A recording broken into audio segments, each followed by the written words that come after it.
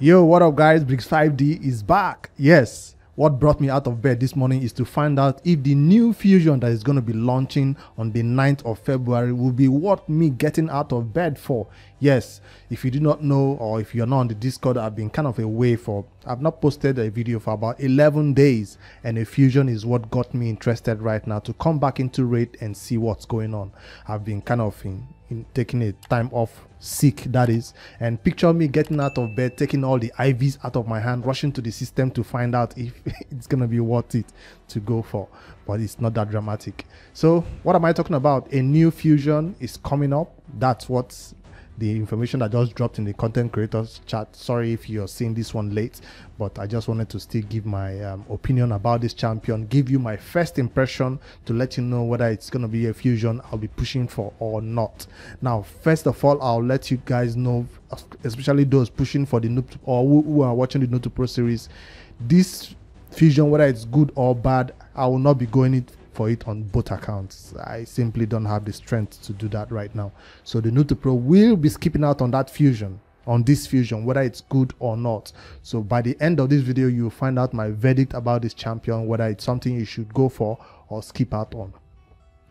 All right, the first thing you should know that this champion is from the Syrian Watchers faction, so they're still trying to fill up that faction with legendary champions and epics that will be useful for us finally when that faction is open. So it's a legendary champion, a support based champion, magic affinity, so it's not a void champion. Okay, and according to their short description, they claim that this champion will be good for PvE content, so it's not a PvP champion, and the main focus is going to be Iron Twins and the Hydra, where we're going to be using decreased speed or something like that. All right, so let me quickly head over to this champion's information they released that will be launched soon, maybe on the 8th of February, and let me find out from the skills if this is a fusion that will be worth going for or totally skipping out on. So Flutter is the A1 that does what? Places decreased speed on one enemy, has a 80% chance of placing decreased speed. This debuff cannot be resisted if Altan the Shell is on the same team. So that's a very conditional A1, and it's kind of sad to see a legendary have this type of A1, a decreased speed that is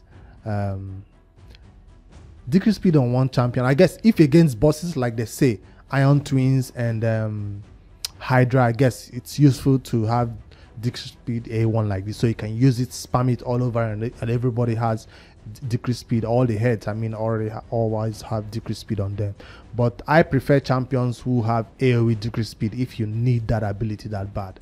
But for an A1 with decreased speed, 100% chance, even requires book to take it up to 100% chance. So that's A1 is not the best we've seen so far. Remember, this is a support champion, so we are not expecting to see crazy things on the A1, and a support champion uses decreased speed as one of the ways of supporting the team so they can go faster than the enemies.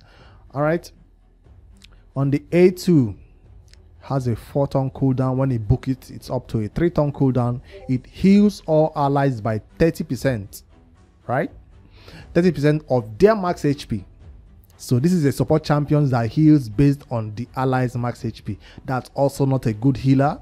The best healers heal based on their max HP. That's what we consider a good healer in raid Shadow Legends. So if it's a healer that heals based on the allies max HP, if they don't have high HP, the heals would not that much, will not take them like to full HP or to maximum. No, that's not the best. But it's on a 3-turn cooldown. What else can this do besides heal on their max HP? It increases the duration of all buffs by 1 turn. So if it's just a 30% heal, it would have been a trash at A2. But this increasing the duration of all buffs on our allies by 1 turn, I guess it's an additional support ability. But again, this is a skill we usually see, this increased duration of buffs by 1 turn on allies. We usually see it on epic champions, right? We usually see something like this on epic champions who have, I can think of Sandlash Survivor or Digemas, I think. Does she do debuff or late buffs? I forget. But this type of increased duration of all it's something that a legendary should do more than this. It shouldn't be just for one turn and that's the end of the sentence. That sentence is not complete. Something else should be included right there. Maybe decrease the duration of debuffs from buffs on enemies, or increase the duration of debuffs from enemies. That's usually how it goes on legendaries. It's usually don't find this one or just standing alone. But I guess if it's gonna be against bosses, that's why it's like this. Let me find out. Yet I'm not impressed. I'm not yet impressed about this champion's A2 yet, and A1 skill. Let me see if the A3 will change everything. Fills the turn meter of all allies by 30%. Also places 50% increased resistance buff on all allies by for 2 turns. Increased resistance is still kind of new to Raid Shadow Legends. It's been around for a while now. Some some champions already have it, but still yet we don't factor it in when we are building our teams. So because it's not something you do except you're building a specific niche team for a specific dungeon boss. That's when you factor it in, like the Hydra, where you always have your increased resistance going up, so before anything else is happening. Or against the Iron Twins, when you have somebody doing increased accuracy in case you came in there with not enough accuracy. So those buffs is for a specific content like the Hydra or the Iron Twins Fortress, where you do benefit from having a lot of resistance. Now we can't talk much about the Iron Twins Fortress because that dungeon is done and dusted, except if you're new to Raid and you're still building up champions to get to the higher levels of that dungeon. Then maybe this champion will be useful for you to increase your resistance, so you don't stack up that much iron brands, I guess, on that boss. All right. So A1 not impressive, A2 not that impressive, A3 turn meter field 30% is useful anywhere, but that increased resistance is useful in specific places. So I guess, like I said, I'm not that impressed. I'm talking about support champions in Raid Shadow Legends that we already know. I'm talking about Abita, maybe Duchess, maybe Sifi. When you range this champion, where does she, level up to? I can even compare it to the types of what do you call them now? Rector Drat, a support champion that does heal to Veil, where we also appreciate that champion so much in content like Hydra.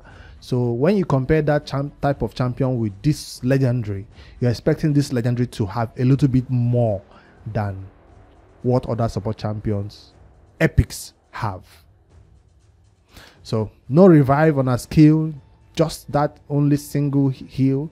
But let's see if this passive will make it even better. Last chance. Whenever an ally loses 15% or more of their max HP from a single hit, places a 15% continuous heal buff on that ally for 1 turn. That's an additional heal now. So the A2 is not the only healing ability.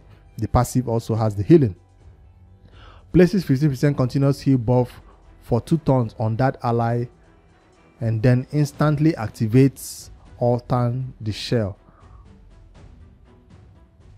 Instantly activates it if he's on the team. That's also another condition that a lot of people would not want to fulfill, except he's pairs extremely well with her.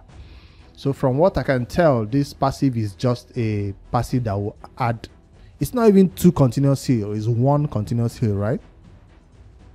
A 15%. So this is a legendary champion. I can think of epics that abuse continuous heal like crazy. So all right, increase ally resistance in dungeons by 75. So this champions is specifically built and relegated to, I don't think I'll even use the champion for the Hydra, except you don't have champions that to fill up those roles then. But I don't think she will serve me in that purpose, because healing is great. Increased resistance is not something I will use, except I don't want to build my champions with that high resistance. You're trying to build brutal or harder levels of the Hydra. That's when increased resistance comes into play. But for the upper levels, you really don't appreciate it that much. All right. So my final verdict on this champion, what can I say about her?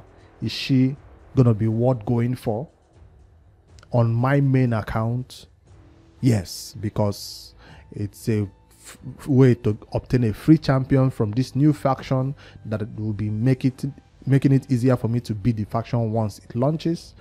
On the second hand, it's also gonna be a way to do events and tournaments and all that along the way and just obtain her. This will be, it doesn't say whether it's a fragment fusion. It doesn't say. So it's gonna be an old school fusion. All this stress for a champion that is not that great in terms of her abilities.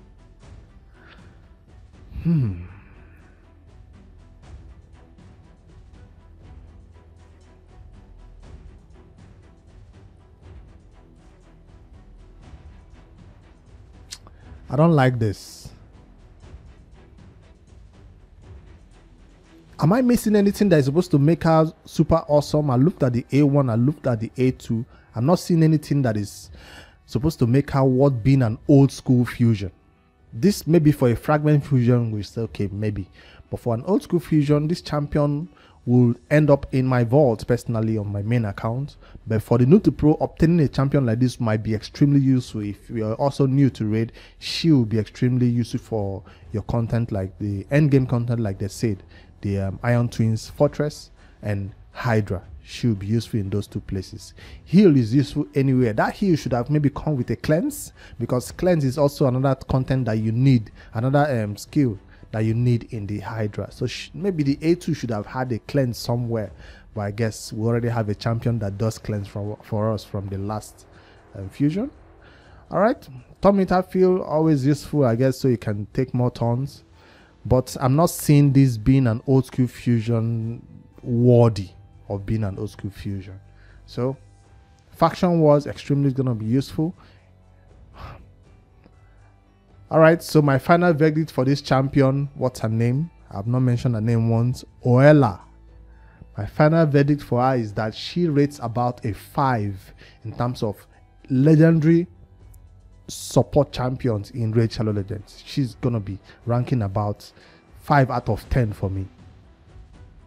Legendary support champions that joins your team for battles in terms of healers, revivers, whatever you call them, debuffers. She doesn't rank up amongst that top 10.